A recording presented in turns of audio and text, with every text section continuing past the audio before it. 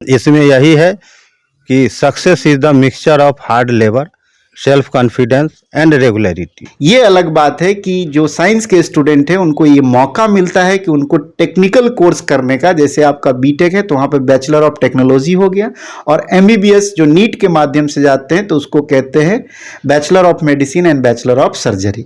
आप चाहते हैं कि हम मेडिकल में +2 में ही डिसाइड कर लेते कि हम बायो लेकर के आगे बढ़े, तो सबसे मेरा एक रिक्वेस्ट है कि मेडिकल की पढ़ाई जो होती है इंग्लिश बेस्ड होती है। हम लोग के इधर का जो भी होता है उस सबका इंग्लिश में थोड़ा वीक होता है, तो स्टार्टिंग में उस सबको बहुत ज़्यादा प्रॉब्लम फेस करना पड़ता है। तो जितना फिजिक्स, केमिस्ट्री और बायो पे ध्यान देते हैं उतना ही आप इंग्लिश पे भी फोकस कीजिए। उन्होंने साइंस को बस डॉक्टर इंजीनियर में बांध दिया है कि साइंस लेगा तो बस डॉक्टर या इंजीनियर बनेगा। ऐसा होता नहीं है। आप साइंस लेकर भी बहुत सारी फैकल्टी है जिसमें जा सकते हैं और बहुत सारा जॉब है जो कर सकते हैं। नमस्कार, मैं विक्रम भगत नागवंशी और आप देख रहे हैं मधुबनी न्यूज। बिहार बोर्ड द्वारा मैट्रिक और इंटर का रिजल्ट आ चुका है। बच्चे पास आउट होकर के रिजल्ट आने की खुशी में खुश होकर के घर परिवार में मिठाई वगैरह इस सब का खुशियां और जश्न मना रहे हैं। लेकिन जब बात आती है कि अब जब रिजल्ट आ गया है, रिजल्ट आने के बाद आगे की तैयारी की, तो बच्चे अमूमन जो 4-5 ऐसे क्षेत्र है उस क्षेत्र पर ज़्यादातर जोर देते हैं कि मुझे यूपीएससी करना है या फिर इंजीनियर बनना है या मेडिकल में जाना है। इन सारी चीज़ें हैं जिस पर बच्चे अपना ध्यान केंद्रित करते हैं और उस हिसाब से एडमिशन लेते हैं और जाकर के पढ़ाई को आगे बढ़ते हैं। आज हमने इस पर विस्तृत रूप से जानकारी लेने की कोशिश किया। इस पर हमने हमारे एक्सपर्ट जो विभिन्न क्षेत्रों में अभी सफल है, कुछ शिक्षक हैं, कुछ मेडिकल से हैं, तो इन सारे एक्सपर्ट से हमने बात की और बात करने के दौरान जो भी जरूरी चीज़ें हैं, जब आप मैट्रिक और इंटर के एग्जाम आप निकाल चुके हैं और आप आगे की पढ़ाई की अगर सोच रहे हैं, तो इसको लेकर के हमने इस पर एक पूरी विशेष रिपोर्ट हमने तैयार किया है। और इस पर जो हमारे एक्सपर्ट हैं उनसे भी बात करने की कोशिश की और उन्होंने मार्गदर्शन किया है बच्चों को कि किस तरह से जो विषय है वो विषय रख करके आप आगे अपनी जो पढ़ाई है उसको जारी रख सकते हैं। तो आइए, सबसे पहला क्षेत्र होता है इंजीनियरिंग। और इंजीनियरिंग में किस तरह से कौन से विषय का सिलेक्शन करना चाहिए और किस तरह से बच्चों को अपने पढ़ाई को लेकर के ध्यान केंद्रित करना है, इस पर हमारे एक्सपर्ट से हमने बातचीत किया है। तो आइए सुनते हैं क्या कुछ हमारे जो एक्सपर्ट है उन्होंने कहा है। आप मैट्रिक के बाद, इंटर के बाद अगर सोच रहे हैं इंजीनियरिंग के क्षेत्र में आप जाना चाहते हैं, तो इस पर हम आज बात करेंगे। और बात करने के लिए हमारे साथ है पशुपतिनाथ गुप्ता जी, जो सिब्बल स्कूल ऑफ लैंग्वेज और फार्मासिस्ट है, मैनेजमेंट भी किए हुए हैं और कॉर्पोरेट में भी इनका अनुभव रहा है। तो सबसे पहले मधुबनी न्यूज में आपका स्वागत है। Thank you so much sir. Pashupati ji, हम आपसे जानना चाहेंगे, और जो बच्चे हमारे न्यूज के माध्यम से आपको देख रहे हैं, तो जो बच्चे अभी मैट्रिक और इंटर का एग्जाम हो चुका है, रिजल्ट भी आ चुका है, तो जो बच्चे इंजीनियरिंग के क्षेत्र में जाना चाहते हैं, तो उनको जो अभी शुरुआती दौर से ही उन्हें किन विषयों का चयन करना होगा, कैसे उनको आगे बढ़ना होगा और इनमें क्या स्कोप है?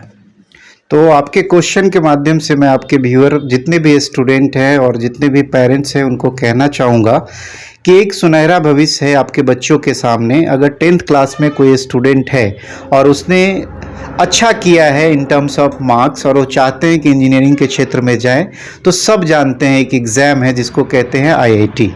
आईआईटी मुख्यतः 2 फेज में एग्ज़ाम को लिया जाता है, एक है आपका मेंस और दूसरा है एडवांस, और माना जाता है इंडिया का सबसे टफ एग्ज़ाम में से एक एग्ज़ाम है। तो समझ लीजिए तैयारी और मजबूती उस तरह से होनी चाहिए। लेकिन अगर कोई स्टूडेंट इस एग्ज़ाम को क्वालिफाई कर लेता है अपने मेहनत के दम पे, तो उनका दाखिला जो है आईआईटी के कॉलेज में होता है। आपके व्यूअर के जानकारी के लिए कुछ मैं बता दूं कि आईआईटी का फुल फॉर्म होता है इंडियन इंस्टीट्यूट ऑफ टेक्नोलॉजी। आपने बहुत सारे इंडियन टेक्नोलॉजी का नाम सुना होगा इंस्टीट्यूट का, जिसमें आपको कानपुर सुना होगा, दिल्ली, बॉम्बे, मद्रास, तो बहुत सारे renowned and top shot institute है जहां पे बच्चे दाखिला ले सकते हैं। इसके साथ साथ एनआईटी में भी ऑप्शन है जिसको कहते हैं नेशनल इंस्टीट्यूट ऑफ टेक्नोलॉजी, और वहाँ पे भी वो अपने रैंक के हिसाब से दाखिला ले सकते हैं। यहाँ पे 2 एग्ज़ाम है, ध्यान देने वाली बात है। आई रिपीट वंस अगेन, एक आपका जो है मेंस है और दूसरा एडवांस है। अगर कोई भी स्टूडेंट इसको क्वालिफाई करता है, और ये क्वालिफाई 10th में नहीं होगा, ये 10th के बाद 12वीं क्लास का 11th और 12th मिला के जब वो अपियर होगा उस समय वो इस एग्ज़ाम को अपियरिंग में दे सकता है। और अगर उसने मेंस को भी क्वालिफाई कर लिया तो अगर उसका परसेंटाइल ठीक ठाक है 90 से प्लस, तो उनको नेशनल इंस्टीट्यूट ऑफ टेक्नोलॉजी, जिसको मैंने कहा नीट, वो उनको आमंत्रण करेगी कि आप अपने रैंक के हिसाब से हमारे कॉलेज के लिए एलिजिबल है और काउंसलिंग के लिए आ सकते हैं। और वहाँ दाखिला होगा उसका कोर्स में, जिसको कहते हैं बीटेक, बैचलर ऑफ टेक्नोलॉजी। अब बच्चों को खास करके ये पता नहीं होता है कि बीटेक और जनरल ग्रेजुएशन में क्या अंतर है। तो मैं आपके व्यूअर के लिए थोड़ा सा स्पष्ट कर दूं कि चाहे एमबीबीएस हो या फार्मेसी हो या बीटेक हो, बीए हो, बीकॉम हो या बीएससी हो, ये सारे के सारे कोर्स जो है ग्रेजुएशन लेवल का है। ये अलग बात है कि जो साइंस के स्टूडेंट हैं उनको ये मौका मिलता है कि उनको टेक्निकल कोर्स करने का, जैसे आपका बीटेक है तो वहाँ पे बैचलर ऑफ टेक्नोलॉजी हो गया, और एमबीबीएस जो नीट के माध्यम से जाते हैं तो उसको कहते हैं bachelor of medicine and bachelor of surgery. तो अलग स्ट्रीम है। जहाँ तक आपने मुझे पूछा है आईआईटी के लिए, यानी कि इंजीनियरिंग के क्षेत्र में, तो ये तो हो गई सरकारी जितने भी इंस्टीट्यूशन है इंडिया में रेनॉन्ड, उनकी बात। तो मैं आपके स्टूडेंट्स को, पेरेंट्स को यही कहना चाहता हूं कि अपने बच्चों को जी तोड़ मेहनत करवाइए। सबसे पहले उनको तालमेल कराइए कि उनको एक गुरु के साथ और उनको अपने स्टडी मटेरियल के साथ उनका तालमेल बने। अगर वो तालमेल बना पाते हैं तो बाकी में इस चीज़ को कनेक्ट करके उनका दाखिला होगा। और कौन नहीं जानता है सुंदर पिचई को आज के डेट में। हमारे इंडिया के अंदर ऐसे सॉफ्टवेयर इंजीनियर हैं जो यूएस में काम करते हैं और ग्लोबल इकोनॉमी को देखते हैं। तो जब सुंदर पिचई जब भी आते हैं इंडिया में तो एक बार आईआईटी में आते ही आते हैं, और उनके पैकेज को अंदाज़ा लगा पाना यहाँ से कठिन है। कोई कहता है 1000 करोड़ का पैकेज है, कोई कहता है 2000 करोड़ का पैकेज है। तो आप इतना समझ लीजिए, अगर आपके स्टूडेंट में दम है तो ये 100 करोड़ 200 करोड़ सॉफ्टवेयर की इंडस्ट्री में बहुत कम पड़ता है।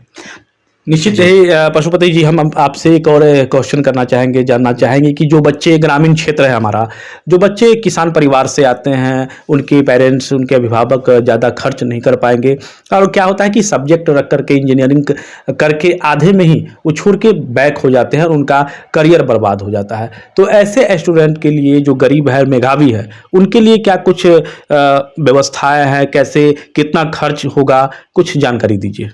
मैं आपको बता दूं कि इंजीनियरिंग कोर्स पहले की तुलना में अगर आप देखेंगे 10 साल पहले जो इंजीनियरिंग कोर्स होता था और अब का कोर्स में बहुत ज़्यादा खर्चीला है।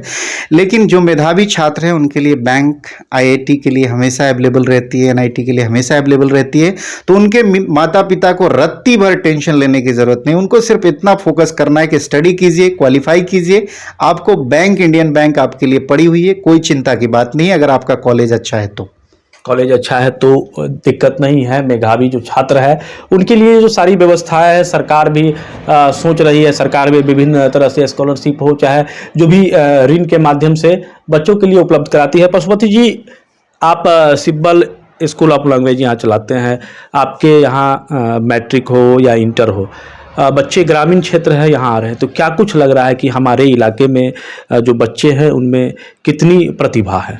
देखिए, प्रतिभा के मामले में देखेंगे बहुत ज़्यादा है। आपने सुन रखा होगा अभी अभी बिहार बोर्ड में रिजल्ट निकला है 470 480। हमारे भी ब्लॉक वगैरह में बहुत सारे स्टूडेंट हैं जिनको ये मार्क्स जो है आया है। प्रॉब्लम बस एक ही है। मैं आपको बता दूं विक्रम जी, चूंकि आप बहुत लोगों के साथ रिपोर्टिंग करते हैं, बहुत तरह का आपके पास भी अनुभव है। जो बच्चा 10th क्लास में विस्थापन पढ़ा है उसको कोटा के लिए उसके डिस्प्लेसमेंट हो जाता है। जो यहाँ पे त्वरण पढ़ा है वो एक्सलरेशन हो जाता है।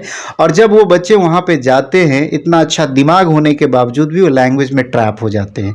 गार्जियन को लगता है इतना अच्छा मेधावी छात्र है, बच्चों को भी लगता है कि मैं बहुत अच्छा हूँ, वाकई में अच्छा है, लेकिन ये लैंग्वेज का ट्रैप जो है उनको भारी पड़ता है और वो अपना टाइम को थोड़ा सा खराब कर लेते हैं और जिसके कारण रिजल्ट में भी उनको दिक्कत होता है। तो मैं कहना ये चाहूँगा कि जब भी आप बाहर पढ़ने के लिए जाओ या कहीं पे भी किसी इंस्टीट्यूट में पढ़ो, दो चीज़ को आपको ध्यान रखना है। एक, आपको एनसीईआरटी का लैंग्वेज समझना है। किसी भी तरह से आप ऐसा जुगाड़ कीजिए कि मुझे एनसीईआरटी से दोस्ती हो जाए, उसके लैंग्वेज को समझ में आ जाए। और जो भी चीज़ पढ़ते हैं उसको टेक्स्ट बुक से आप पढ़िए और देखिए, प्रैक्टिस करके एकदम सफलता मिलेगा।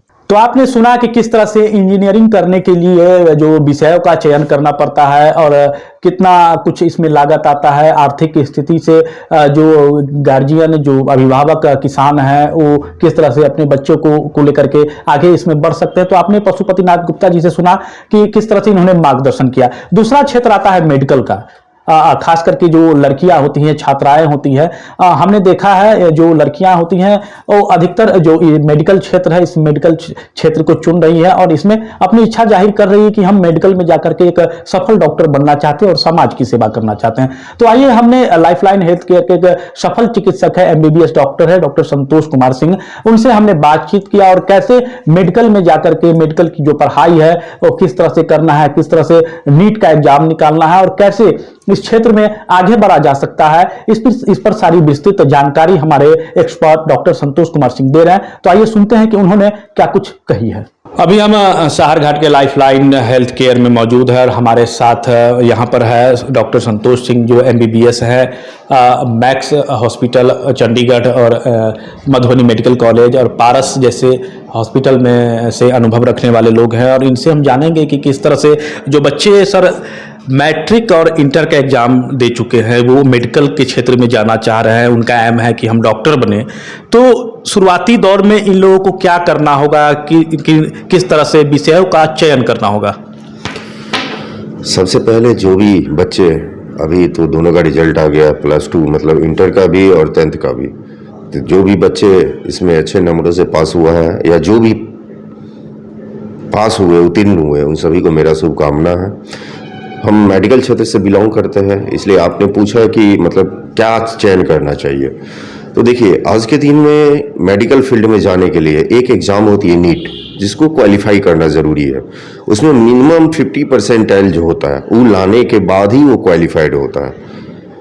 पहले के टाइम में ये होता था कि जो लोग एग्जाम क्वालिफाइड नहीं कर पाए तो प्राइवेट कॉलेज में डोनेशन से या ऐसे वैसे जैसे भी करके एडमिशन ले लेते। लेकिन अभी सरकार गवर्नमेंट का नया गाइडलाइन आया है कि कहीं भी आप जाइएगा तो आपको नीट क्वालिफाइड करना ही पड़ेगा, मिनिमम 50 परसेंटाइल लाना पड़ेगा, उसके बाद ही आप प्राइवेट कॉलेज या बाहर भी कहीं भी जाकर के स्टडी कर सकते हैं। जहाँ तक मेडिकल प्रोफेशन का सवाल है, तो जो भी बच्चे इंटर कंप्लीट करने के बाद ही इस क्षेत्र में जाते हैं, तो इंटर में बच्चे लोग डिसाइड कर लेते हैं खुद 50% कि जिसको ये पता होता है 10th के बाद कि हमें मेडिकल के तरफ जाना है तो बायोलॉजी को अहमियत देते हैं। जिनको ये लगता है नहीं मुझे इंजीनियरिंग की तरफ जाना है तो मैथ को ज़्यादा प्रेफर करते हैं। तो बच्चे तो खुद ही डिसाइड करते हैं। लेकिन सबसे बड़ी चीज़ क्या होती है ना, कोई भी बच्चे घर सुन करके नहीं हमें डॉक्टर बनना है, हमें इंजीनियर बनना है, तो ज़रूरी नहीं है कि डॉक्टर इंजीनियर बन के ही बहुत कुछ किया जाए। आज के दिन में तो जैसे मेडिकल फील्ड में कोई भी अगर बायो लेकर के आगे बढ़ा और 2-3 बार एग्जाम देने के बाद निराश हो जाता है, तो ऐसा ज़रूरी नहीं है कि मेडिकल एमबीबीएस ही करना या बीडीएस ही करना। 50 ऑप्शन है आज के दिन में।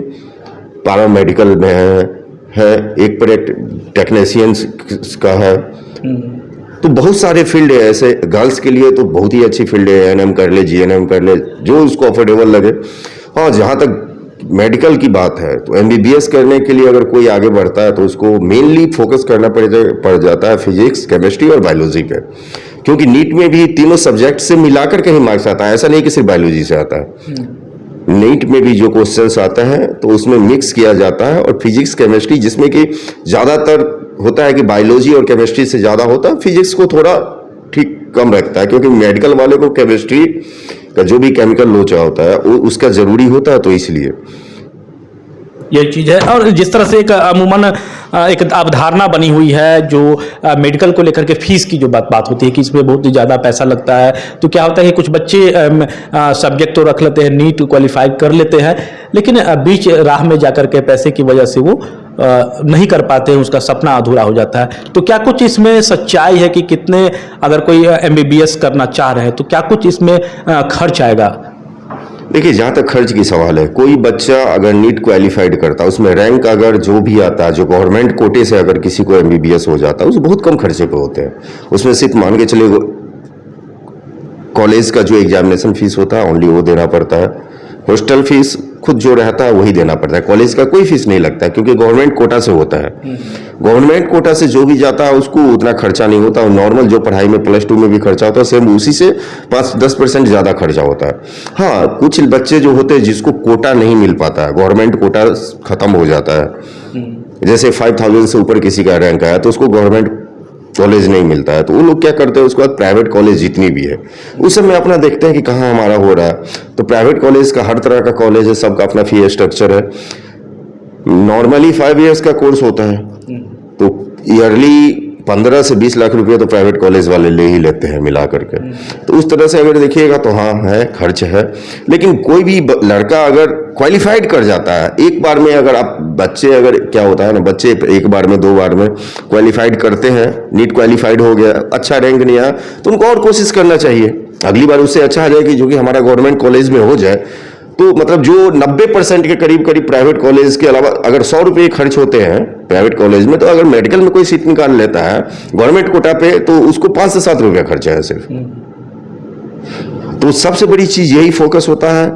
और हम लोग के इधर का जितने भी स्टूडेंट हैं, हम लोग जिस क्षेत्र से बिलोंग करते हैं, तो स्पेशली हम उस सारे स्टूडेंट जो भी है सबसे ये कहना चाहते हैं कि मेडिकल में आप घुसने से पहले आप चाहते हैं कि हम मेडिकल में +2 में ही डिसाइड कर लेते कि हम बायो लेकर के आगे बढ़े, तो सबसे मेरा एक रिक्वेस्ट है कि मेडिकल की पढ़ाई जो होती है इंग्लिश बेस्ड होती है। हम लोग के इधर का जो भी होता है उस सबका इंग्लिश में थोड़ा वीक होता है, तो स्टार्टिंग में उस सबको बहुत ज़्यादा प्रॉब्लम फेस करना पड़ता है।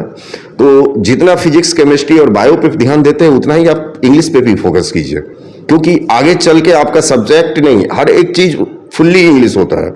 तो उसमें हिंदी ना के बराबर होता है कोई भी, ना बुक्स होते हैं ना क्लास ट्यूटर लेते हैं।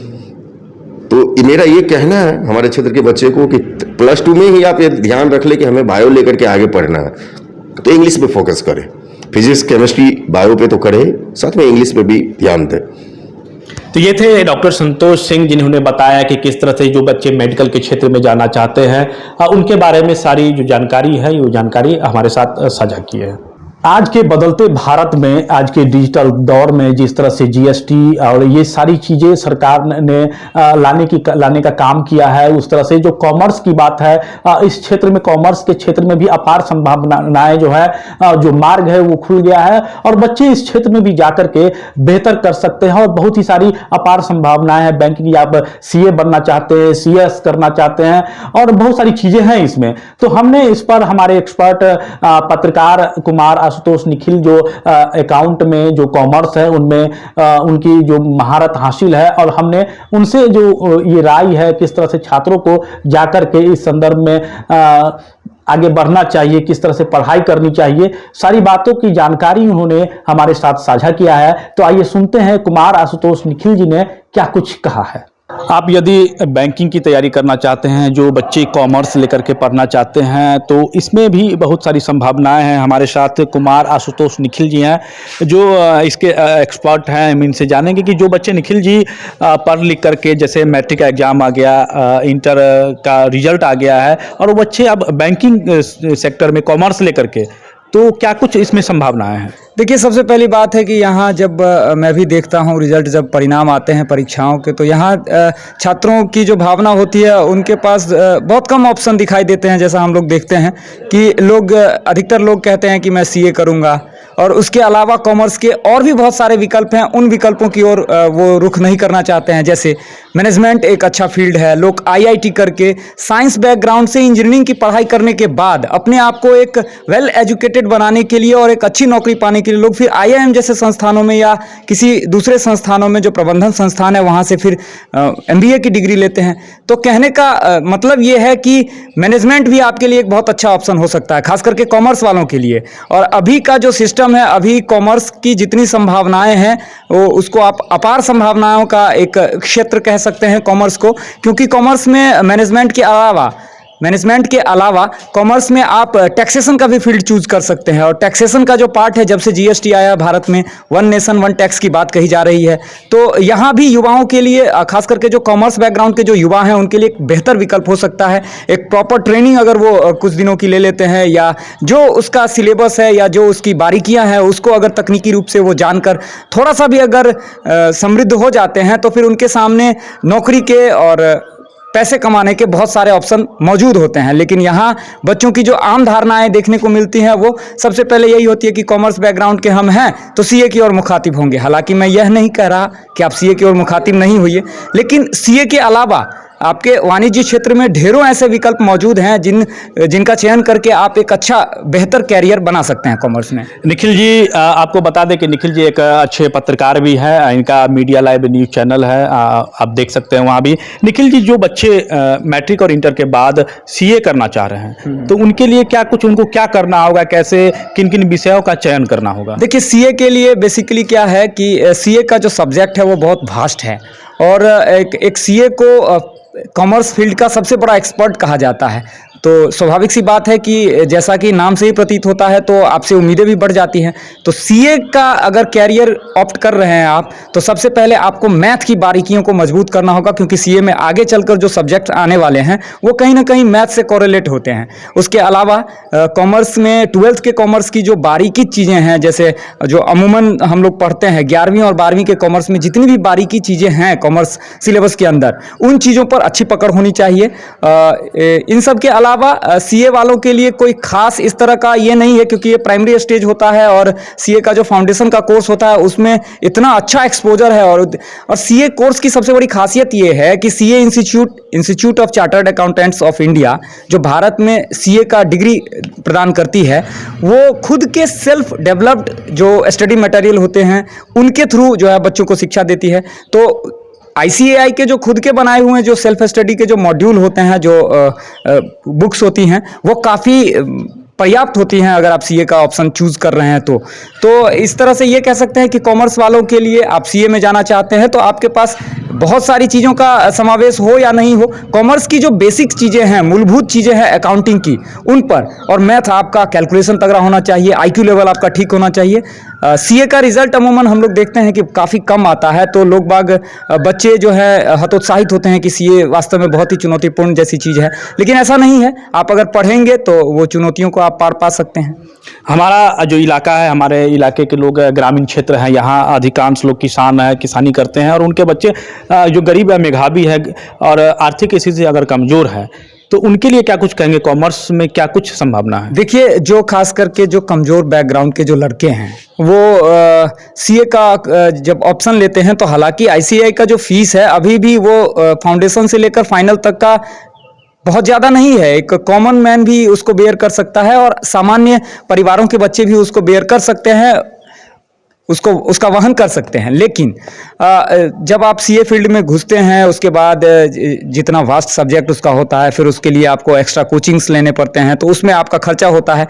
लेकिन कॉमर्स फील्ड के बाद अगर आप साधारण परिवार से आते हैं और आप एक अच्छा कैरियर, बेहतर विकल्प कैरियर का चुनाव करना चाहते हैं, तो आप टैक्सेशन के फील्ड में भी अपना ये बना सकते हैं। इसके अलावा मैनेजमेंट भी एक, जैसे बीबीए होता है, एमबीए होता है, ये भी एक अच्छा बेहतर विकल्प है। बीबीए करने के बाद भी अच्छी नौकरियां हम देख रहे हैं कि हमारे इलाके में भी बहुत सारे लड़कों को हो जाती हैं।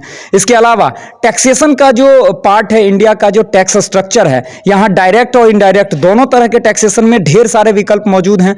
और आप एक अच्छा सा अकाउंटिंग का कोई कोर्स भी अगर कर लें तो यहाँ पैरों पर खड़े हो सकते हैं। वास्तव में कॉमर्स फील्ड के अंदर इतनी ज़्यादा संभावनाएं हैं कि अगर आप बेसिक्स जो होते हैं अकाउंटिंग की, अगर वो भी 3 महीने का 6 महीने का जो कोर्स अमूमन हम लोग देखते हैं कि प्राइवेट इंस्टीट्यूट वगैरह भी कराते हैं, टैली वगैरह हो गया, तो इन सब चीज़ों पे अगर आपकी थोड़ी बहुत भी पकड़ हो जाती है तो बाकी की जो पकड़ होती है वो पॉलिश हो जाती है आपके काम करने के साथ साथ, और वो जो एक्सपीरियंस होता है वो आपको फिर कैरियर में दिन दुगुना रात चौगुना की तरह आपको प्रेरित करता है, और उसके साथ साथ आप जो है एक बेहतर कैरियर की ओर अग्रसर होते जाते हैं। और कॉमर्स में सिर्फ ऐसा ही नहीं है कि सिर्फ आप सीए चूज करेंगे, सीए के अलावा कंपनी सेक्रेटरी का कोर्स होता है, ICWA जिसको अब कॉस्ट एंड वर्क्स अकाउंटेंट का होता है, कॉस्टिंग का एक अलग ही पार्ट हो जाता है। तो बहुत सारे विकल्प आपके पास मौजूद होते हैं। मैनेजमेंट का विकल्प होता है, आप बैंकिंग सेक्टर को चूज कर सकते हैं। इसके अलावा आप टैक्सेशन का, जैसे मैंने बात किया, डायरेक्ट और इनडायरेक्ट टैक्सेशन में भी आप एक बेहतर कैरियर बना सकते हैं। तो कॉमर्स वालों के लिए सबसे ज़्यादा संभावनाएं बनती है, कॉमर्स वालों के लिए सबसे ज़्यादा संभावनाएं बनती है। ये डिपेंड करता है आपके ऊपर कि आप किस चीज़ को चुनते हैं। तो ऐसा नहीं है कि आपके पास बहुत कम ऑप्शन है, बहुत सारे ऑप्शन कॉमर्स वाले बच्चों के लिए मौजूद हैं। अब उसमें देखना ये होता है कि आपकी रुचि किन सब्जेक्ट में है और आप किस चीज़ का चयन करते हैं। तो आपने सुना कुमार आशुतोष निखिल जी जो बता रहे हैं कि जो बैंकिंग क्षेत्र में जो कॉमर्स बच्चे लेकर के पढ़ाई करना चाहते हैं उसमें बहुत सारी संभावना है, द्वार खुले हुए हैं। तो आप कॉमर्स रख करके भी इसमें पढ़ाई कर सकते हैं और बेहतर जो अपने आप को जो आपका एम है, जो आपका लक्ष्य है, आप उस तक कम खर्च में आप कर सकते हैं और वहां जा सकते हैं। तो निखिल जी की बातें आप लोगों ने सुनी। और सबसे महत्वपूर्ण क्षेत्र हो जाता है जो बच्चे इस बार के मैट्रिक और या इंटर में जो 400 प्लस नंबर लाए हैं, अधिकांश जो बच्चे हैं उनके जब हमने बात करने की कोशिश की, ये सारे बच्चे बता रहे कि मैं यूपीएससी का तैयारी करना चाहता हूं। तो बिल्कुल ही यूपीएससी का तैयारी आप करिए। और यूपीएससी की तैयारी कैसे होती है, और जनरल कंपटीशन भी है, बीपीएससी भी है, इन तमाम जो क्षेत्र है इस क्षेत्र में भी आप जाकर के तैयारी कर सकते हैं। तो हमने इस पर एक शिक्षक है अशोक कुमार सिंह, जो जिनके पढ़ाए हुए छात्र आज एसआई है, विभिन्न क्षेत्रों में वो उनका छात्र है जो परचम लहरा रहे हैं। तो हमने एक्सपर्ट अशोक कुमार सिंह जी से इस पर बात करने की कोशिश किया। तो उन्होंने बताया कि किस तरह से बच्चों को इस क्षेत्र में आना चाहिए और किस तरह से विषयों का चयन करना चाहिए। तो आइए सुनते हैं कि अशोक कुमार सिंह जी ने मधुबनी न्यूज के साथ क्या कुछ खास बातचीत किया है। अभी हम पहुंचे हैं, अशोक कुमार सिंह है, एक शिक्षक है अभी उच्च विद्यालय सोनई में, और बीपीएससी को लेकर के इनके जो छात्र, इनके पढ़ाए हुए छात्र हैं, आज कई थाने में एसआई के पद पर पोस्टेड है, कहीं बीडीओ है, कहीं सीईओ है, इनके पढ़ाए हुए छात्र है अशोक कुमार सिंह जी है। हम इनसे जानेंगे कि जो बच्चे यूपीएससी या बीपीएससी या जनरल कंपटीशन में जाना चाहते हैं तो उनके लिए अशोक जी, जो बच्चे यूपीएससी में जाना चाह रहे हैं, जब मैट्रिक का रिजल्ट आ गया है, इंटर का रिजल्ट आया है, तो उसके लिए बच्चों को क्या कुछ करना चाहिए? सबसे पहले तो मैं मधुबनी न्यूज़ को अपने तरफ से धन्यवाद ज्ञापित करता हूं कि आप मेरे पास पहुंचे और आने वाले पीढ़ियों के लिए कैसे यूपीएससी जनरल कंपटीशन की तैयारी करें, इसके बारे में आप हमसे साक्षात्कार ले रहे जी। हैं। तो मैं यही कहना चाहता हूं कि जो भी बच्चे यूपीएससी जो है संघ लोक सेवा आयोग, जो कि भारत की सबसे बड़ी जो है आयोग है, जिसके आधार पर आईएएस, आईपीएस और विभिन्न एलाइड सेवाओं में चयन किया जाता है, उसके लिए बच्चे को 6 क्लास से ही तैयार रहना पड़ता है। क्योंकि जो भी कंपटीशन में प्रश्न पूछे जाते हैं जनरल स्टडीज से, वे 6 to 12 से पूछे जाते हैं।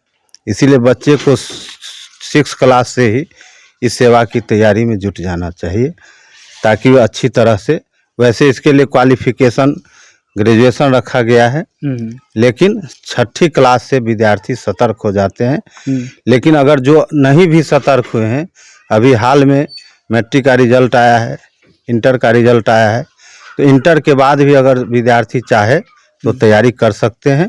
और ये कोई बहुत बड़ी चीज़ नहीं है, क्योंकि इसमें यही है कि success is the mixture of hard labour, self confidence and regularity. जिसके पास इसमें 2 चीज़ जो है सो विद्यार्थी के लिए अनिवार्य है। हार्ड लेबर, हार्ड लेबर का मतलब है 6 आवर्स कंटिन्यूअस स्टडी। चाहे घर में कोई भी वर्क हो, लेकिन उस विद्यार्थी को जो कि यूपीएससी, बीपीएससी या किसी भी कंपटीशन में जाना चाहते हैं, तो उसके लिए निश्चित रूप से हार्ड लेबर आवश्यक है। और दूसरा है सेल्फ कॉन्फिडेंस, जो कि एक गुरु के माध्यम से विद्यार्थी को प्राप्त होता है, जो हम सेल्फ कॉन्फिडेंस किस तरह अपने आप को विकसित करें। जी, निश्चित ही सेल्फ कॉन्फिडेंस और कड़ी मेहनत के बल पर कहा जाए तो बड़े से बड़े जंग को जीता जा सकता है। हमारा जो इलाका है ग्रामीण इलाका है, यहाँ के अधिकांश लोग कृषि क्षेत्र से जुड़े हुए हैं, किसान हैं। उनके बच्चे जब मैट्रिक और इंटर कर लेते हैं तो वो वहाँ से फिर यूपीएससी हो या विभिन्न क्षेत्रों में वो जाना चाहते हैं। वैसे अभिभावक को पता नहीं होता है कि क्या कुछ फीस आएगा, कितनी खर्चा आएगी, और बच्चे को भी नहीं होता है कि इसमें आगे क्या होगा। और होता ये है कि अमूमन जब बीच मझधार में जा कर के वो सक्सेस नहीं हो पाता है तो वहाँ से वो अपना करियर बर्बाद कर लेते हैं। तो ऐसे अभिभावकों के लिए क्या कहेंगे?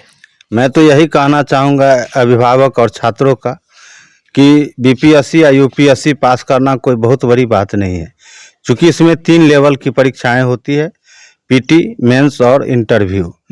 पीटी जो है सो मल्टीपल चॉइस क्वेश्चंस होते हैं, जिसको लगातार प्रतिदिन एक सेट को बना करके विद्यार्थी उस पर कमांड कर सकता है।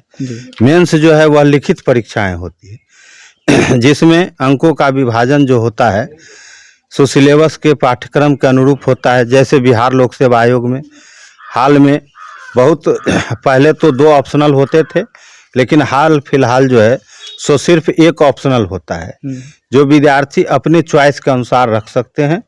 और बाकी जो 2 पेपर होता है जीएस, वह सभी के लिए कॉमन होता है। इस तरह से पीटी में 150 नंबर का परीक्षा होता है, लेकिन उसमें जो है सो नेगेटिव मार्किंग की व्यवस्था कर दी गई है। इसलिए वही विद्यार्थी इसमें सक्सेस होगा जिसके पास सेल्फ कॉन्फिडेंस हो। चूँकि इस बार जो बीपीएससी का रिजल्ट आया है 68वीं पीटी का, उसका जो है सो कट ऑफ मार्क 81-82 के लगभग आया है, और वह निगेटिव मार्किंग के चलते आया है।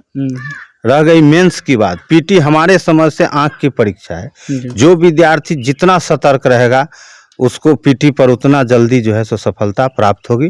और पीटी को बीपीएससी के लिए लोहा के गेट माना गया है। किसी भी परीक्षा के लिए अगर विद्यार्थी प्रारंभिक परीक्षा में सफल नहीं होंगे तो वह मेंस की परीक्षा में देगा ही नहीं, तो सफलता कैसे मिलेगी। इसीलिए हम यही कहना चाहते, आजकल आप लोग के माध्यम से भी विद्यार्थी को बहुत सारी सुविधाएं दी जाती है, बहुत सारे क्लास चलाते हैं, और यूट्यूब के माध्यम से विभिन्न चैनल के माध्यम से आज विद्यार्थियों को शिक्षा दी जा रही है। इसलिए अब ग्रामीण क्षेत्र में भी रह करके अगर लोग चाहे तो कंपटीशन की तैयारी कर सकते हैं। कोई बहुत बड़ी चीज़ नहीं है, और इसके लिए पटना दिल्ली भी जाने की ज़रूरत नहीं है। घर बैठे किसी गुरु के मार्गदर्शन में इसे किया जा सकता है आसानी से। कुल मिलाकर के कहा जाए तो ग्रामीण क्षेत्र के भी लोग कम खर्च में अपने बच्चे को घर रह करके डिजिटल माध्यम से, सोशल मीडिया के माध्यम से उनके बच्चे यहाँ पर पढ़ सकते हैं। तो ये थे अशोक कुमार सिंह, जो एक्सपर्ट है, इनके जो पढ़ाए हुए छात्र हैं आज विभिन्न क्षेत्रों में कार्यरत है। तो ये हमारे साथ ये अपनी जानकारी साझा की है। आप भी छात्र हैं, मैट्रिक और इंटर कर लिए हैं और आगे आप पढ़ाई करना चाह रहे हैं, तो ये जो बातें हैं ये आपके जीवन में जरूर जो बदलाव लाएगी और इससे आपको मार्गदर्शन होगा। तो आपने सुना अशोक कुमार सिंह जी को, जो बता रहे हैं कि किस तरह से बीपीएससी, यूपीएससी जो क्षेत्र है ये टफ एग्जाम होता है, लेकिन फिर भी बच्चे अगर कड़ी मेहनत करें और सच्चे लगन से मेहनत करें तो इसमें भी सफलता पाया जा सकता है और बच्चे सफल भी हो रहे हैं। तो निश्चित ही आप ऐसे शिक्षक का मार्गदर्शन जो हम मधुबनी न्यूज के माध्यम से आप लोगों के समक्ष प्रस्तुत कर रहे हैं, तो मुझे उम्मीद है कि बहुत सारी चीज़ें, बहुत सारी बातें आपको सीखने को मिली है।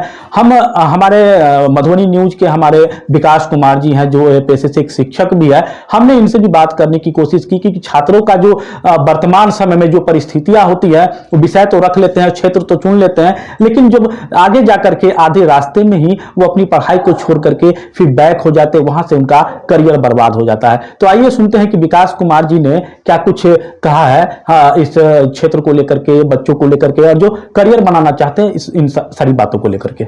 आपने सारी बातों को सुना और आपने गौर भी किया होगा किस तरह से एक्सपर्ट जो हमारे हैं वो बता रहे हैं, बच्चों को मार्गदर्शन कर रहे हैं कि आप इस तरह से आगे बढ़े, ये विषयों का चयन करें, और निश्चित ही जब आप कड़ी मेहनत और सच्चे लगन से करते तो सफलता मिलेगी। लेकिन कुछ बातें ऐसी भी हैं जब बच्चे क्या होते हैं कि सब्जेक्ट चुन लेते हैं, क्षेत्र चुन लेते हैं, लेकिन आधे रास्ते में उनकी अपना पढ़ाई को छोड़ना पड़ता है और वहाँ से उनका करियर बर्बाद होता है। तो इस पर विशेष बातचीत के लिए हमारे साथ हमारे सहयोगी, हमारे साथी हैं विकास कुमार जी। इनसे जानेंगे, विकास जी, क्या होता है जब बच्चे आधे रास्ते में पढ़ाई छोड़ देते हैं, वजह क्या होती है? वजह तो बहुत सारी है, लेकिन मैं बात करना चाहूँगा कि हमारे समाज में ज़्यादातर वैसे हमारे एजुकेशन सिस्टम ने ही 3 फैकल्टी दी है, कॉमर्स, साइंस और आर्ट, और बच्चे सबसे ज़्यादा विश्वास 2 ही लोगों पर करते हैं, या तो टीचर या तो अपने माता पिता। तो माता पिता को ज़्यादा क्षेत्र की जानकारी नहीं होती है, इसलिए वो हमेशा बच्चों को वही करने के लिए बोलते हैं जो उन्होंने अगल बगल या किसी के बच्चे को देखा है कि ये काम करके वो सक्सेस हो रहे हैं। और जब बच्चे अपने शिक्षक से राय लेते हैं, तो मैं ऐसा नहीं कह रहा हूँ कि सारे शिक्षक वैसे होते हैं, लेकिन ज़्यादातर शिक्षक जिसको हमने देखा है, वो शिक्षक हमेशा बच्चों को वही सब्जेक्ट लेने के लिए प्रेरित करते हैं जो या तो वो पढ़ा रहे हैं या उनको लगता है कि वो सही है। वो बच्चे की एबिलिटी कभी नहीं देखना चाहते कि बच्चे क्या कर सकते हैं, अगर ये साइंस लेगा तो इसका जो फाइनेंशियल बैकग्राउंड है वो ठीक है कि नहीं। क्योंकि मैं खुद साइंस लेकर 2 महीने पढ़ने के बाद छोड़ दिया, क्योंकि मैंने भी ठोकर खाई है। मैंने भी दूसरे के कहने पर जो मैं भी कर सकता हूँ, मैंने साइंस ली और उसके बाद मेरे फाइनेंशियल मतलब फैमिली सपोर्ट नहीं मिल पाया, इस वजह से मैंने 2 महीने में ही उसको ड्रॉप कर दिया। उसके बाद मुझे घर आना पड़ा दरभंगा से। उसके बाद घर पे मैंने कॉमर्स की तैयारी की। उसके बाद मुझे इंटर में 393 मार्क आया है। लेकिन प्रॉब्लम यहाँ पे क्या हो जाती है ना, बच्चे को उस 10th की उम्र में उतनी उसकी क्या कहते हैं मैच्योरिटी नहीं होती है कि वो क्या करे। उनको वही लगता है कि वो जिससे सुने, इसका भी अच्छा लग रहा है, वो बोले हैं उसका भी अच्छा लग रहा है, टीचर बोल रहे हैं इतना दिन से पढ़ रहे हैं, ये बोल रहे हैं जो हम तुमको, जैसे कि अब कुछ टीचर का बात कर रहे हैं, सबका नहीं। टीचर पूछते हैं जो मान लीजिए कॉमर्स पढ़ा रहे हैं, तो बच्चे से पूछते हैं डॉक्टर बनना है, इंजीनियर बनना है तो साइंस लो, नहीं तो नहीं लो। क्योंकि उन्होंने साइंस को बस डॉक्टर इंजीनियर में बांध दिया है कि साइंस लेगा तो बस डॉक्टर या इंजीनियर बनेगा। ऐसा होता नहीं है। आप साइंस लेकर भी बहुत सारी फैकल्टी है जिसमें जा सकते हैं और बहुत सारे जॉब है जो कर सकते हैं। और या फिर अगर टीचर आर्ट्स पढ़ा रहे हैं तो वो कहते हैं आर्ट्स दुनिया का सबसे अच्छा विषय है, आर्ट्स ही लीजिए। और अगर आर्ट्स के बारे में हम कुछ और बोलना चाहेंगे, क्योंकि हमारे समाज में 3 सब्जेक्ट है और तीनों सब्जेक्ट के आधार पर बच्चों की एबिलिटी बांट दी गई है। अगर बच्चे ने साइंस लिया है तो अच्छा स्टूडेंट है, कॉमर्स लिया है तो उससे कम स्टूडेंट है, अगर आर्ट्स लिया है तो उसको मान लिया जाता है, उसकी एबिलिटी देखे बिना ही मान लिया जाता है कि वो बच्चा अपने जीवन में कुछ नहीं करेगा। क्योंकि इसी एजप्शन की वजह से बच्चे प्रेशर में आके कि लोग उसको क्या कहेंगे, साइंस लेंगे तो लोग समझेंगे कि ये बच्चा पढ़ने वाला नहीं है, इसलिए वो साइंस ले लेते हैं। और 2 साल जब अपने पिता का पैसा बर्बाद करने के बाद उसको समझ आता है कि साइंस तो मुझको समझ में नहीं आ रहा है, मैंने तो प्रेशर में ले लिया था, तब वो, हम जितने बच्चों को जानते हैं उसमें से 80% ऐसे बच्चे हैं जो 12th में साइंस लिया है और BA में जाने के बाद आर्ट ले लिया है। और हम ऐसे बच्चे का बात कर रहे हैं जिसका फैमिली बैकग्राउंड कुछ अच्छा नहीं है। उन्होंने 70-80 हज़ार रुपये दरभंगा में रहकर, पटना में रहकर बर्बाद करने के बाद वो आकर आर्ट लिए हैं, कंपटीशन का तैयारी कर रहे हैं। तो ये चीज़ें हमें सोचनी चाहिए, हमें किसी के दबाव में आना नहीं है।